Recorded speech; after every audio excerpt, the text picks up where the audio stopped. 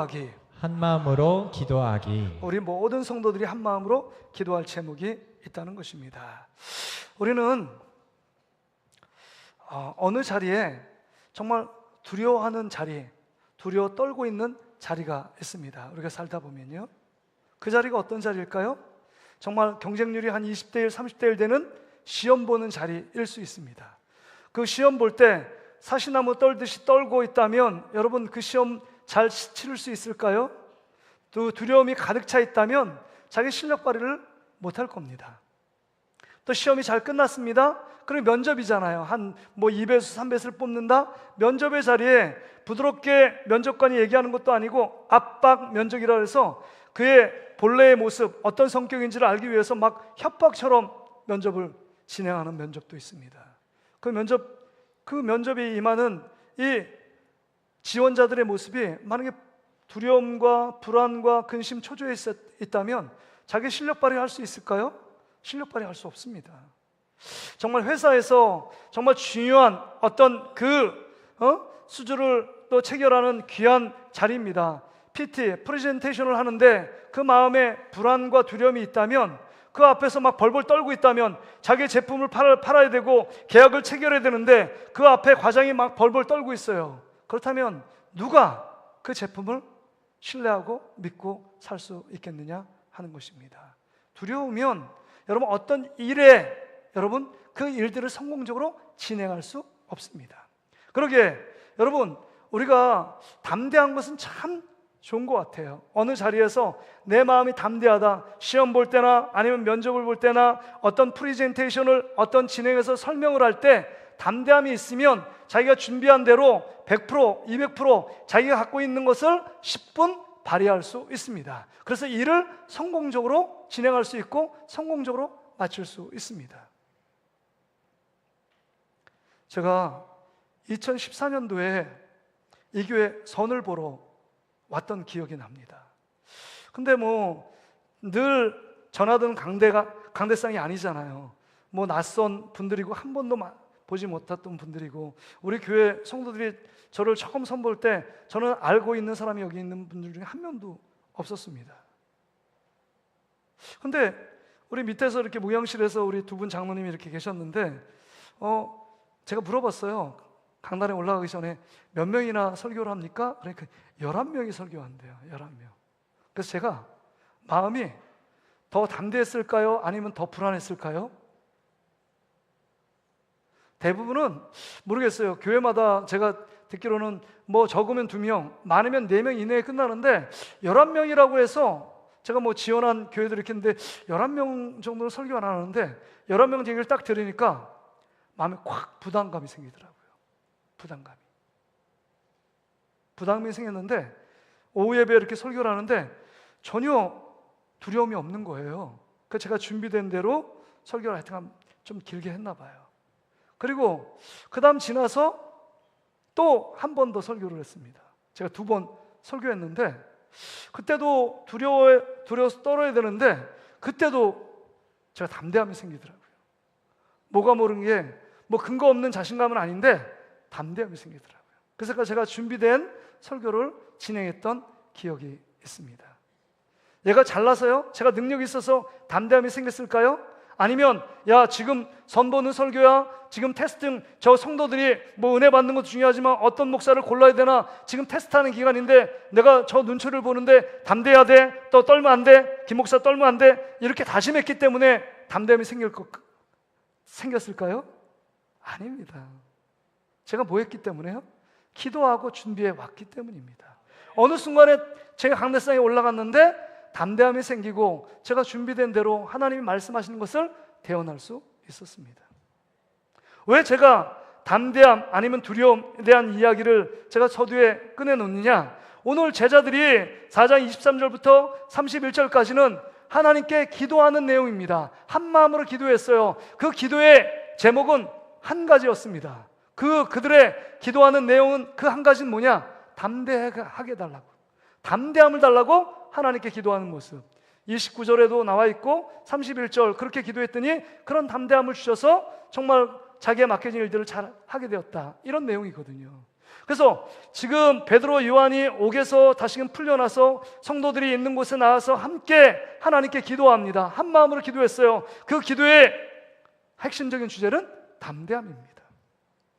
왜 담대함을 그들이 구하고 있을까요? 좀 이해가 돼요. 왜냐하면 이 베드로 요한이 사도행전 3장에 보면 앞장을 넘기면 정말 나면서 안진뱅이를 고친 사건이 있잖아요. 그 사건 때문에 모든 사람이 완전히 난리가 났습니다. 왜냐하면 그 미문에 앉은, 성전 미문에 앉은 그 거지, 그 다음에 안진뱅이라는 것을 모든 사람이 다 알고 있습니다. 뭐 예배 한두 번 드린 것도 아니고 그 사람의 얼굴을 알고 있고 인상차기를 알고 있어요. 근데 그 사람이 어떻게 됐는지 베드로 요한이 뭐라고 얘기했는데, 여러분, 안진뱅이가 벌떡 일어나서 막 뛰면서 걷고 하나님을 찬양하는 것입니다. 그래서 거기에 있는 모든 사람이 베드로 요한을 주목하고 있어요. 그러니까 이 예수님을 죽였던 대제사장과 서기관들, 바리새인들이 와서 이게 무슨 일이야? 정말 예수님 죽었던 예수님이 다시금 환생했나? 그것 때문에 많이 긴장하고 있습니다. 많이 긴장해요. 그리고 얘기합니다. 베드로 요한에게, 그리고 그 있는 성도들에게, 너희들 지금부터 예수 그리스도 이름 얘기하지 말고, 그 다음에 예수님이 우리 죄를 위해 십자가에 죽었다, 우리를 위해 부활하셨다, 이런 얘기 하지 마. 내가 너희들 또 다시 잡을 수 있어? 그리고 협박하며 위협했습니다. 그리고 사람들 때문에 여러분 그냥 베드로 요한을 놓아줬습니다. 그렇다면 여러분, 베드로 요한 입장에서 담대하게 정말 하나님께 기도하면서 담대함을 하나님께 간절하게 기도한 이유는 표면적으로 보면 이런 얘기일 수 있어요. 정말 내가 예수님처럼 십자가형에 당하지 않고 내 생명과 내 여러 가지 협박 가운데 하나님 나를 안전케 해주십시오. 이 죽음의 문제에서 정말 안전하도록 나를 지켜주십시오. 이렇게 기도한 것처럼 보여집니다. 근데 그것 때문에 담대함을 요구한 것이 아닙니다. 성경을 보면 왜 베드로 요한과 거기 초대교회 성도들이 담대함을 위하여 기도했느냐? 그 담대함이 필요한 이유는 곧 예수 그리스도, 그 예수 그리스도를 증거하기 위해, 복음을 전파하기 위해 담대함이 필요했다는 것입니다. 어떤 개인적인 안위, 개인적인 죽음의 협박, 위험, 거기서 모면하기 위해서 나에게 담대함을 주십시오 라고 기도한 것이 아니라, 내가 하나님의 복음, 예수 그리스도의 십자가 복음을 담대하게 증거할 수 있도록 나에게 담대함을 주십시오 라고 기도하고 있는 것입니다. 우리는 교회에 절기들이 있습니다. 성탄절도 있고요, 부활절도 있고, 추수감사절, 맥주감사절도 있습니다. 그러나 교회 절기, 이 4대 절기 말고 정말 우리의 10월 26일 날 새생명 축제, 이 절기가 있습니다. 정말 죽어가는 영혼들을 예수께로 인도하는 귀한 생명의 역사예요. 우리가 예수 그리스도 안에 영원한 생명, 죽었던 영혼이, 지옥 갈 영혼이 예수 그리스도로 말미암아 생명, 정말 다시금 영원한 생명을 우리가 살게 됐고 예수의 생명을 소유하게 된 자들이기에, 또 다른 죽어가는 영혼들에게 생명을 살리고 생명을 불어넣는 일을 감당하기 위해 10월 26일 날 새생명 축제를 선포하며 함께 한 마음으로 기도하기를 원합니다. 어떤 사람은 그럴 거예요. 목사님, 신앙생활하는 것도 그래도 괜찮은데, 헌금생활도 힘들지만 그것도 괜찮은데 전도하라는 말만 하지 않았으면 참 좋겠습니다. 왜냐하면 뭐 친척들 만나고 가족들 만나면 맨날 평생 만났는데 또 그냥 이렇게 지내다가 갑자기 새생명 축제 나라고, 야 아들 교회 가야 된다, 우리 예수 믿고 천국 가자, 이런 말한다는 게, 여러분 제가 목사니까 이렇게 말하는 게 쉽지, 여러분 그런 관계 속에 전혀 그런 관계도 아니고 그런 어떤 영적인 래퍼가 형성되지 않는데, 교회 가야 된다, 예수 믿어야 된다, 예수 믿어야 천국 간다, 예수 안 믿으면 지옥 가? 라고 얘기한다는 건 쉬운 일이 아닙니다. 뭐 좋은 친구 간의 관계 속에서 이렇게 계속 잘 지내다가 야 우리 교회 가자 이렇게 말하는 게, 정말 같은 관계에서 좋은 관계 유지하다가 그 말 한마디에 서먹서먹한 관계가 되고 관계가 깨질 수도 있기 때문입니다. 그러게 여러분, 우리가 할 수 있는 일은, 이게 주님이 기뻐하시는 일이고 주님이 최고로 관심 갖고 있는 일이 이 일입니다. 그렇다면 우리는 여태까지 내 행복, 내 만족, 내 형통함을 위해서 나 중심적으로 신앙생활 했잖아요. 근데 여러분, 예배는 뭐예요? 여러분, 내가 은혜 받는 게 목적이 아니잖아요. 여호와를 위하여 나의 산 제물이 되어 주님께 드리는 게 주님이 가장 기뻐하시는 예배 아닙니까? 그렇다면 예배도 그렇고 우리의 모든 삶이 주님이 원하시는 삶, 주님이 기뻐하시는 삶, 주님이 관심 갖는 그것에 우리의 관심을 갖는 것, 이게 진짜 신앙 생활인 것입니다. 근데 지금까지는 우리가 원하는 삶, 내가 기뻐하는 삶, 내가 잘 되고 잘 먹고 잘 사는 그 일에 집중했던 우리의 삶을 봅니다. 다시금 여러분, 새생명 주제는 우리의 현주소가 무엇이고 우리가 구원받은 목적이 무엇이고 나는 어떻게 삶을 살아가야 되는지 정말 이 말씀을 통해서 다시 한번 도전받고 정말 내 의지로 내 결단대로 할 수 없기 때문에 우리가 혼자는 힘들잖아요. 혼자 매 맞는 거 쉽지 않아요. 저도 공부 못했을 때 혼자 매 맞으면 진짜 그건 힘들더라고요. 근데 옆에 사람 한 10명이 쭉 섰어요. 그러니까 같이 맞으니까 괜찮더라고요. 그러니까 우리 모든 성도들이 한 마음이 돼서 함께 기도로 출발할 때 하나님께서 우리 가운데 주시는 큰 은혜, 하나님의 뜻을 이루는 귀한 축제가 될 줄 믿습니다. 부담을 떨쳐내고 정말 주님께서 베푸신 천국잔치의 축복의 주인공으로 우뚝 서기를 주의 이름으로 축복합니다. 그런 맥락 속에서 이 오늘 본문에 그럼 한 마음으로 이 정말 기도한 내용, 무엇을 위해 우리가 기도해야 될까요? 베드로, 요한과 그 초대교회 성도들이 정말 죽음을 무릅쓰고 그리스도의 복음을 전하기 위해서 애썼는데 우리는 먼저 무엇을 위해서 기도해야 될까요?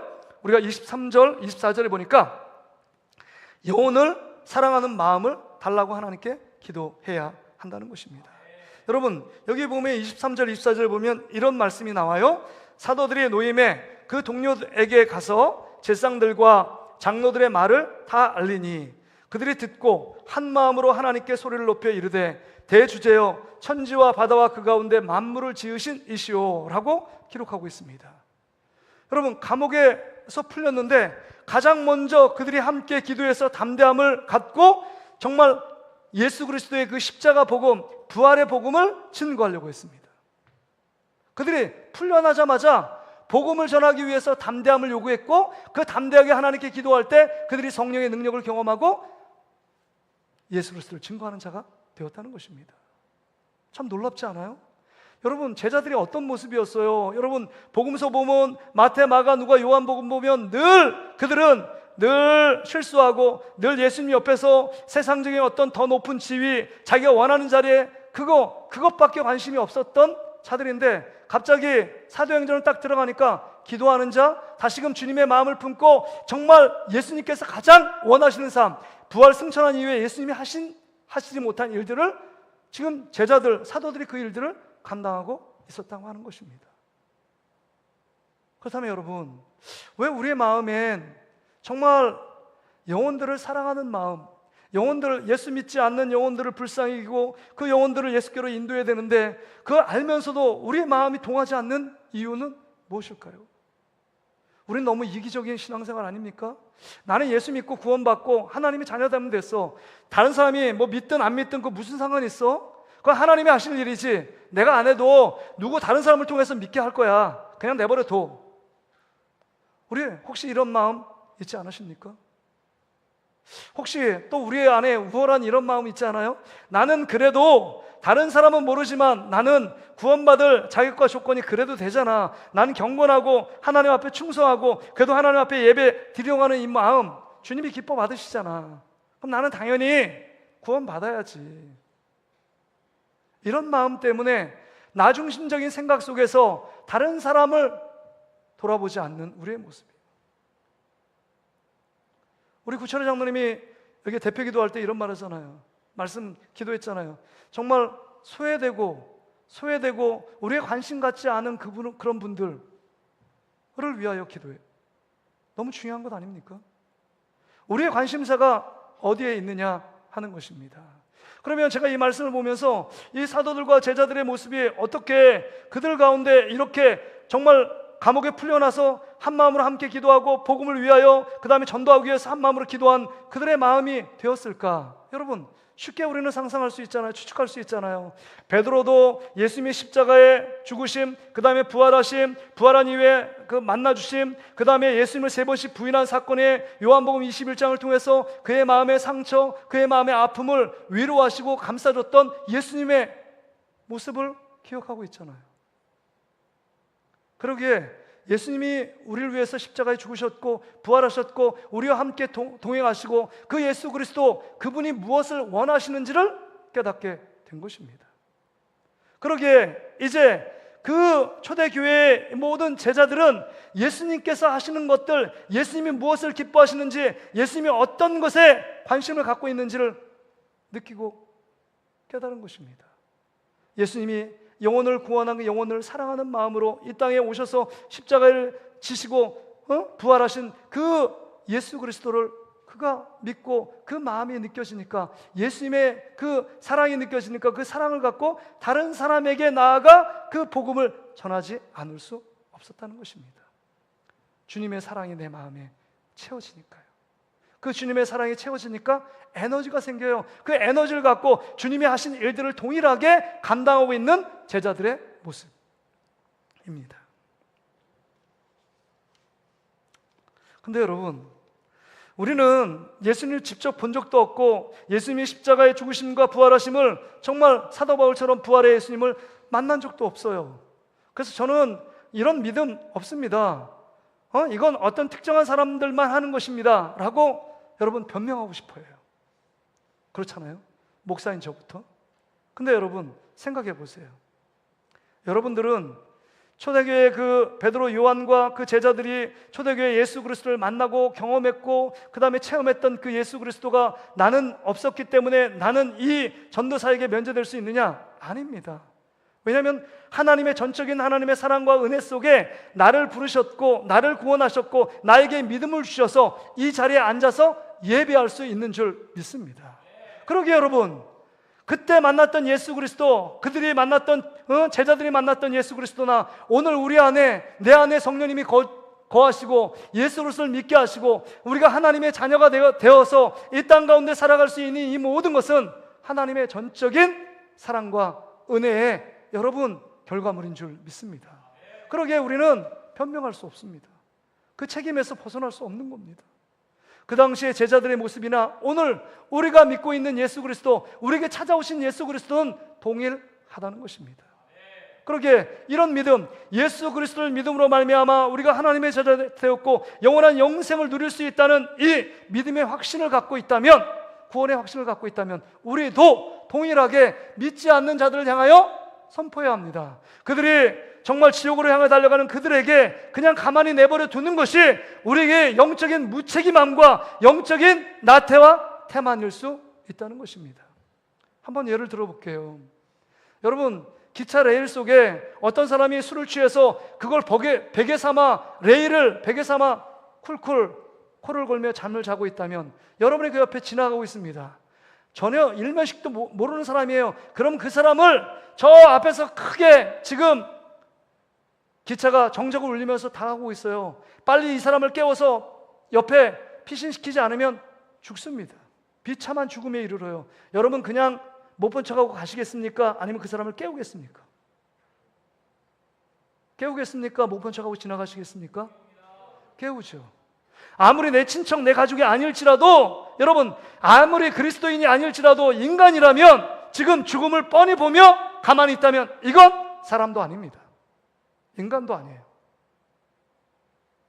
근데 좀 더 압축해 볼게요. 이해를. 여러분이 지금 물놀이 갔는데 여러분의 자녀가 물놀이에서 꼴딱꼴딱 넘어가고 있어요. 밖에는 뭐가 있냐? 튜브도 있고 밧줄도 있습니다. 응급구조할 수 있는 도구들이 있어요. 그렇다면 여러분의 자녀가 죽어가고 있는 것 보고만 계신 부모가 있다면 진짜 부모는 아니잖아요. 여러분 그렇게 내버리고 방치하고 아유 죽으려면 죽어 맘대로 해, 이럴 부모가 어디 있겠습니까? 없어요. 하나님 아버지는 우리를 포기하지 않으셨기 때문에, 하나님 자녀된 우리를 포기하지 않으셨기 때문에 지금 이 자리에 앉아 있는 것입니다. 마태복음 18장 14절에 하나님 아버지의 마음이 이 안에 담겨져 있어요. 마태복음 18장 14절 같이 한번 읽어볼까요? 시작. 이와 같이 이 작은 자 중에 하나라도 잃는 것은 하늘에 계신 너희 아버지의 뜻이 아니니라. 여러분 이게 그 앞절에 뭐가 나오냐면 잃은 양 한 마리의 비유거든요. 100마리 양이 이 목자에게 있었는데 99마리는 딱 옆에서 통제에 딱 있는데 한 마리 양을 잃어버렸습니다. 그 한 마리 양을 잃어버린 것, 경제적으로 볼 때 이 산에서 99마리, 그래도 한 마리 잃어버렸지만 99마리를 우리로 인도해가지고 아무 탈 없이 여러분 인도하는 것도 우리 생각엔 가치 있는 일 아니에요? 그럼에도 불구하고 이 예수님은 99마리 양과 한 마리 양이 가치를 동격으로 보십니다. 그래서 잃어버린 한 양을 위하여 작은 자 하나로도 이루어지는 것은 하나님의 뜻이 아니래요. 하나님은 포기하지 않는다는 것입니다. 예수님은 포기하지 않았기 때문에 하나님의 아들 예수님을 이 땅에 보내서 십자가에 죽게 하시고 우리를 위하여 부활케 하신 것입니다. 그렇다면 여러분, 우리 안에 부족한 마음이 뭐예요? 영혼을 사랑하는 마음이 없잖아요.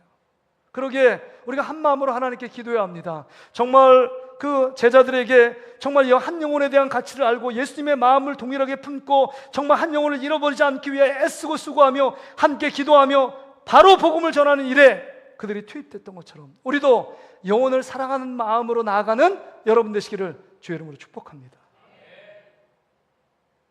구할 수 있었는데 구하지 못했다고 하면 후회감이 밀려올 겁니다. 죽음의 목전에 여러분이 뒀다고 생각해 보세요. 여러분이 가장 후회되는 일이 무엇일까요? 더 사랑할 수 있는 사람을 사랑하지 못한 것, 또한 구원할 수 있는 사람을 구원하지 못한 것, 이게 가장 후회된 일 아니겠습니까? 여러분, 유튜브에도 나오고 여러 가지 나오는데 쉰들러 리스트의 영화, 어떤 영화 평론가가 뭐 10가지 정말 가장 감동적인 영화, 가장 감동적인 10가지 영화 중에 두 번째 순위가 쉰들러 리스트를 해요. 이 쉰들러 리스트는 무슨 영화냐? 실화를 바탕으로 한 영화입니다. 오스카 쉰들러 한번 보여주세요. 사진에 보면 오스카 쉰들러라는 사람이 있습니다. 체코에서 태어나서 여러분 2차 세계대전에 여러분 독일인으로서 이제 독일 장병들하고 그 다음에 유대인들을 기용해서 기업을 합니다. 그래서 엄청난 기업의 이익을 위하여 힘써 애쓰는 사람이에요. 그래서 이익을 취하는 게 어떤 사업주의 목적 아닙니까? 그런데 어느 순간에 딱 봤는데 독일 병사들에 의해서 유대인들이 끌려가서 독가스실에 다 죽어가는 모습을 본 겁니다.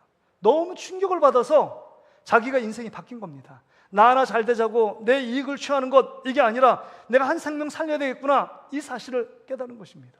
그래서 여러분 여기에 아는 그 종업원을 쓰는 유대인들을 한 명씩 홀로코스트 독가스실에 들어가지 않도록 한 명 한 명씩 빼내는 겁니다. 자기의 돈을 벌면 그것으로 해서 계속적으로 한 명 한 명씩 보냅니다. 그래서 마지막 1100명을 살립니다. 이 오스카 쉰들러가. 그래서 쉰들러 리스트라는 것은 뭐냐면 자기가 구원한 사람들의 명단이 쭉 리스트예요. 그래서 여러분 엘리베이터 보면 쉰들러 리스트, 쉰들러 이런 엘리베이터 있잖아요. 현대 쉰들러 리스트라고 써 있나요? 쉰들러 이렇게 보면 그게 구원 환자. 쉰들러 리스트가 오스카 쉰들러가 1100명을 여러분 유대인들을 구원합니다. 근데 영화 말미에 충격적인 지식이 이게 제 머리에 떠나지 않아요. 말미에 뭐냐면 이 영화 속에 이 오스카 쉰들러가 막 오열을 합니다. 막 오열을 해요.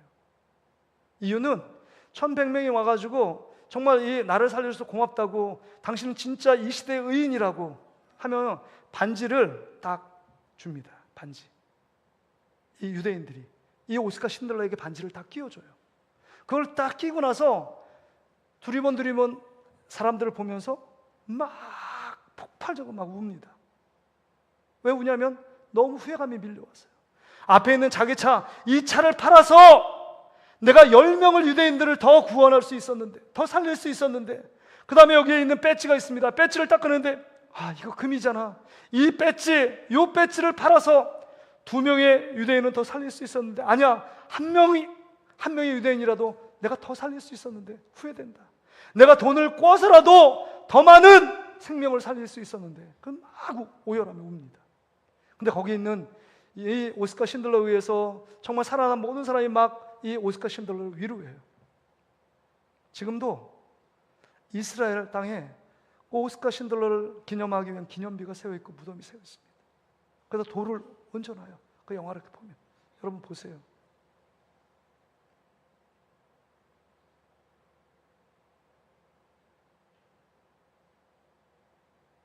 근데 여기서 여러분, 거기에 그 반지를 끼워주는데, 이 유대인들이 반지를 끼워주는데 반지에 무슨 내용이 담겨 있냐?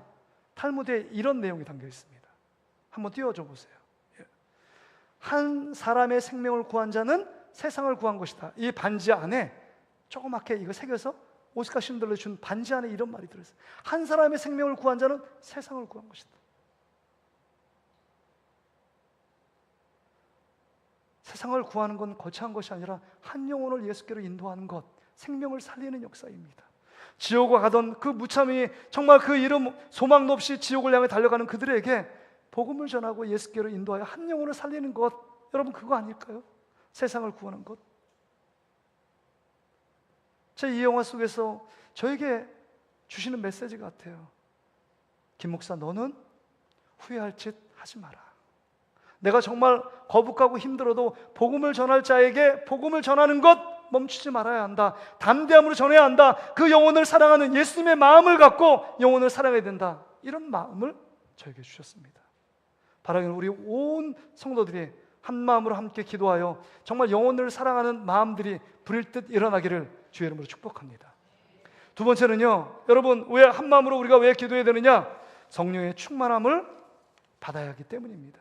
여러분 여기서 31절 말씀해 보세요. 31절, 별기를 다음에 모인 곳이 진동하더니 무리가 다 성령이 충만하여 담대히 하나님 말씀을 전하니라. 다 성령이 충만함을 받았다 그랬습니다. 여러분 복음 전도는 내가 하나님 말씀을 잘 알기 때문에, 전도 훈련을 받았기 때문에 어떤 사람을 전할 수 있는 것이 아니라는 것입니다. 어떤 스킬, 어떤 기술, 그것이 아니라 주님 영혼을 정말 하나님이 우리를 사랑하는 그 마음을 알고 그 사랑의 마음을 품고 그냥 나가 전하는 것입니다. 예수 믿으십시오. 예수 믿으면 구원받습니다. 예수 믿으면 천국 갑니다. 예수 믿으면 영원한 생명을 누립니다. 이 한마디 말이 그의 영혼 폐부에 찔러져 그 말씀이 들어가게 됩니다. 우리가 늘 오후 예배 끝나고 복음 전하는 일들, 그것이 정말 가벼운 일이 아닙니다. 작은 일이 아닙니다. 어떤 사람에겐 그 말 한마디가 그 영혼을 완전히 뒤바꿔 놓는 놀라운 축복의 말, 기적의 말이 될 수 있습니다. 그렇습니다. 우리가 성령의 충만함을 경험할 때 우리 안에 우리가 할 수 없는 능력이 생깁니다. 그래서 사도행전 1장 8절에 보면 오직 성령이 너에게 임하시면 너희가 권능을 받는다 그랬습니다. 하나님의 능력을 받아서 소심한 사람들이 복음을 전하게 됩니다. 말 못하는 사람이, 수줍은 사람들이, 내성적인 성격이 있는 사람들이 성령을 받으면 담대하게 복음을 전할 수 있게 되는 건, 여러분 내 안에 있는 어떤 기질의 문제, 난 외향적이야, 난 말하기를 좋아해서 복음 전할 수 있어, 이게 아니라는 것입니다. 성령이 내 안에 임할 때 권능, 파워가 생기는 것입니다. 주님의 능력으로 오늘 보세요. 담대하게 별기를 다음에 모든 것이 진동하더니 무리가 다 성령이 충만하여 담대히 하나님 말씀을 전하니라. 성령 충만하면 담대해집니다. 담대해져요. 제자들이 어떤 모습이었습니까? 여러분 제자들은 정말 세상의 어떤 쾌락, 세상의 어떤 높은 지위, 내가 앞으로 정말 높은 지위에서 잘 먹고 잘 사는 그거에 관심 있던 사람들이 성령의 충만함을 경험하고 이제 주님과 한마음 한뜻이 되어 주님이 기뻐하시는 일들을 해나가는 주의 종들이 됐습니다.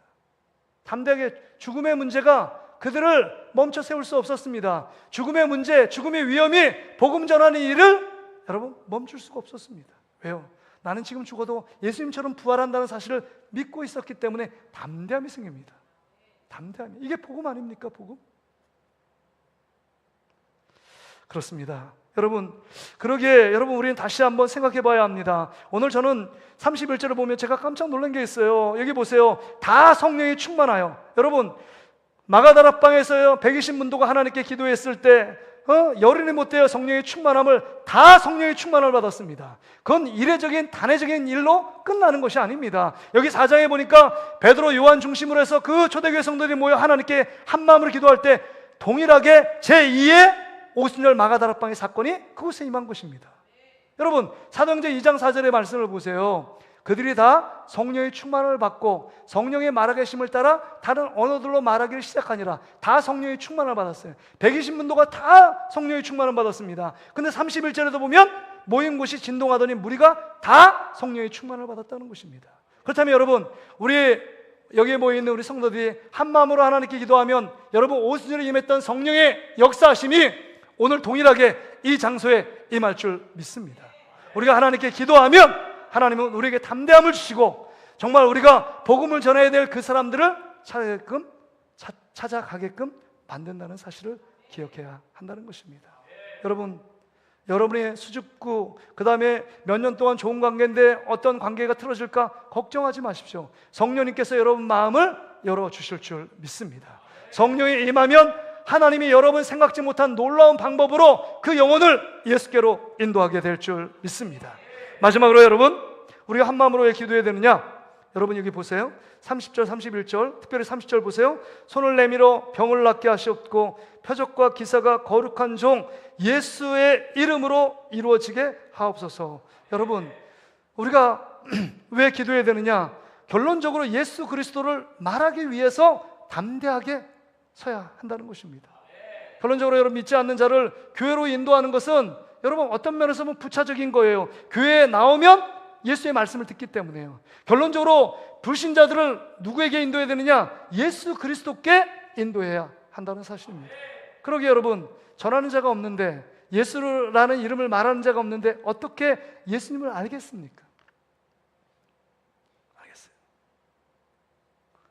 그런데 여러분, 여기 주목할 게 뭐냐면 복음을 늘 전하는 이 베드로, 요한 그 초대교회 성도들이 가장 먼저 사단이 가장 싫어하는 게 뭐냐? 가장 이 대적인 사단과 악한 영들이 뭐냐? 예수 그리스도를 말하는 걸 싫어합니다. 그래서 여러분 여기 보니까 사단에게 쓰임받는 대제사장과 서기관 바리새인들이 2절에 보세요. 4장 2절, 예수 안에 죽은 자의 부활이 있다고 백성을 가르치고 전함을 싫어했습니다. 예수님이 우리 죄를 위해 십자가에 죽으셨다, 3일 만에 부활하셨다, 이거 더 싫어한다는 겁니다. 예수 이야기가 싫은 거예요. 그러니까 협박합니다. 못하도록 막 협박해요. 가르치거나 그 다음에 설교하지 말라라고 얘기합니다. 그래서 4장 18절 말씀 같이 한번 읽어볼까요? 4장 18절이요. 시작. 이걸 불러 경고하여 도무지 예수의 이름으로 말하지 말고 가르치지도 말라 하니. 그러니까 예수의 이름으로 말하지도 말고 가르치지도 말라는 이유가 뭐예요? 예수 그리스도를 말하면 그 안에 기적이 나타나고 예수 그리스도를 말하면 생명이 일어나기 때문입니다. 사도행전 16장 31절에 주 예수를 부르라, 그리하면 너와 내 가정이 구원을 받으리라. 할렐루야. 예수 그리스도의 이름 앞에 모든 만물이 귀가 달렸습니다. 순종하는 거예요. 바람과 파도도 예수님 말씀할 때 잠잠케 하라, 잠잠할 수밖에 없는 것입니다. 예수 그리스도의 이름은 능력입니다. 예수 그리스도의 이름을 선포할 때 귀신도 나가 떨어지게 된다는 것입니다. 예수 그리스도를 말할 때 우리 안에 우울한 마음들은 지나가고 온전히 빛 대신 희망 대신 예수 그리스도로 채워지게 되는 것입니다. 그러게 여러분, 우리는 예수 그리스도를 선포해야 합니다. 예수 그리스도를 말해야 합니다. 예수란 뜻은 구원이란 뜻입니다. 어떤 상황 가운데 예수 그리스도를 부를지라도 여러분 그 가운데 여러분 구원을 주시는 분이 예수 그리스도입니다. 저는 작은 일부터 그래요. 배가 아프면 예수 그리스도 이름으로 제 배한테 명령합니다. 내가 예수 그리스도 이름으로 배는 아프지 말지어다, 막 이래요. 왜요? 예수 그리스도가 능력이고 예수 그리스도가 생명이기 때문입니다. 왜 성령의 충만함을 받아서 담대해야 될까요? 예수 그리스도를 증거해야 되기 때문입니다. 성령 충만하면, 예수의 영으로 충만하면 예수를 말하게 될 수밖에 없다는 거예요. 그 위협 앞에서도 지금 예수 그리스도를 담대히 얘기합니다. 그래서 베드로가 뭐라고 얘기해요? 야, 네가 나를 협박하느냐? 나는 듣고 본 바를 전하지 않을 수 없다. 그러면서 얘기하기를 이렇게 말합니다. 10절에 보세요. 너희가 모든 이스라엘 백성들은 알라. 너희가 십자가에 못 박고 하나님이 죽은 자 가운데서 살리신 나사렛 예수 그리스도의 이름으로 이 사람이 건강하게 되어 너희 앞에 섰느니라. 여러분, 이 안진뱅이 40세가 넘은 안진뱅이를 딱 세웁니다. 그리고 3장 6절, 사도행전 3장 6절을 보면 내가 은과 금은 내가 없거니와 내가 나사렛 예수의 이름으로 일어나 걸으라. 예수 그리스도의 이름 명령할 때 여러분 안진뱅이가 일어나 걷게 되는 놀라운 축복이 일어난 것입니다. 그러기에 여러분 이렇게 말해요. 협박하고 가르치지 말라, 말하지 말라 얘기하지만 사도행전 4장 12절에 뭐라고 얘기합니까? 여러분 이걸 들어야 돼요. 사도행전 4장 12절이요. 같이 한번 읽어볼까요? 말씀이 없나요? 네, 4장 12절 제가 한번 읽어볼게요. 다른 이로서는 구원을 받을 수 없나니 천하 사람 중에 구원을 받을 만한 다른 이름을 우리에게 주신 일이 없습니다. 그러니까 예수 그리스도 외에 구원을 줄 이름이 없다는 것입니다. 공자도 맹자도 안 되고요, 고타마 시타르타도 안 되고요, 힌두교 알라도 안 됩니다. 이거는 타협할 수 있는 문제가 아닙니다. 오직 길과 진리와 생명은 예수 그리스도밖에 없는 줄 믿습니다. 하나님께 나갈 수 있는 길, 천국으로 나갈 수 있는 길은 예수 그리스도밖에 없습니다. 그러기에 오늘 우리가 한 마음으로 하나님께 기도하는 이유는 하나님께 예수 그리스도를 증거하기 위하여, 여러분 말하기 위하여 우리 하나님께 기도할 때 우리 마음에 담대함을 주셔서 예수 그리스도를 말하게 되는 줄 믿습니다. 그래서 이제는 예수님이 나의 죄를 위해서 십자가에 죽으셨고 우리를 위하여 부활하셨고 보좌 우편에서 우리를 위하여 기도하고 계신 예수 그리스도, 그분에 집중하고 그분을 증거하는 삶, 이게 주님의 마음을 시원케 해드리는 삶입니다. 빌리 그레함은 14년 엑스프로 14에서 엄청난 부흥의 역사를 일으킨 정말 부흥사 아닙니까? 그 하나님께 귀하게 쓰임받는 전도 집회에 수많은 간증들이 있었고 그 은혜스러운 찬양이 있었습니다. 그럼에도 불구하고 그 빌리 그레함 목사님의 선교의 핵심은 다른 것이 아닙니다. 여러분 모두 죄인입니다. 여러분이 구원받기 위해서는 예수 그리스도께 나오십시오. 예수 그리스도께 나올 때 구원이 있고 생명을 얻습니다. 이 말을 합니다. 그 수많은 사람들이 그 말 한마디에 그 능력의 주님을 믿기로 고백하고 무릎 꿇고 회개하고 세례를 받는 놀라운 역사가 일어나게 된 것입니다. 이런 찬양이 있어요. 예수 이름 높이세 수많은 무리들 줄지어 그분을 보기 위해 따르네. 평범한 목수이신 그분 앞에 모든 무릎이 꿇어 경배하네. 모든 문제들 하나하나 죽음까지도 힘을 잃고 생명의 근원 되신 예수 이름 앞에 모든 권세는 굴복하네. 예수 이름 높이세 능력의 그 이름, 예수 이름 높이세 구원의 그 이름, 예수 이름을 부르는 자, 예수 이름을 믿는 자, 예수 앞에 나오는 자, 결론적으로 복이 있다, 영생의 복이 있는 줄 믿습니다. 예수 그리스도를 증거하며 말하는 저와 여러분 되시기를 주의 이름으로 축복합니다. 말씀을 정리합니다.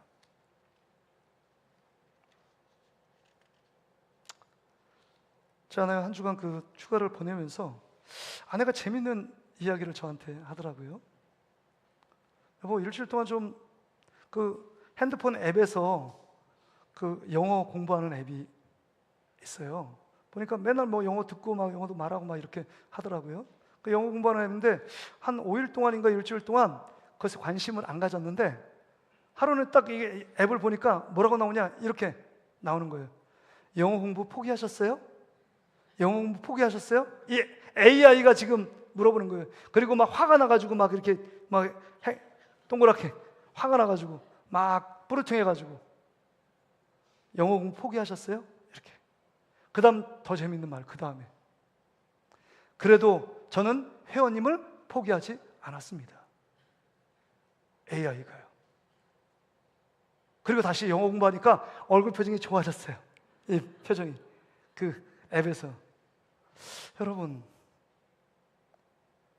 하나님이 여러분을 포기하지 않았기 때문에 이 자리에 앉아 있는 줄 믿습니다. 그렇다면 그 사랑을 받은 우리들이 정말 하나님이 포기하지 않는 그 영혼들 있잖아요. 여러분이 믿지 않는 가족들 중에서, 믿지 않는 친척들 중에서, 믿지 않는 가족들, 이웃들 중에서, 믿지 않는 직장 동료 중에서 여러분 하나님 포기하지 않는데 여러분이 이 사람은 정말 믿지 않을 것 같아, 마음이 완악해, 그 다음에 성격이 괴팍해, 이 사람 술 먹고, 이 사람 맨날 도박해, 이거 상관없어. 주님이 포기하지 않는 영혼, 우리가 포기하지 않고 한 마음으로 하나님께 기도하면 놀라운 역사가 일어나게 될 줄 믿습니다. 여러분, 성 어거스틴, 정말 천주교에서도 정말 성자로 취급받고, 우리 여러분 개신교에서도 어거스틴은 놀라운 신학자, 철학자입니다. 엄청난 기독교, 정말 사도 바울 이후에 기독교 신학을 집대성한 신학자가 성 어거스틴입니다.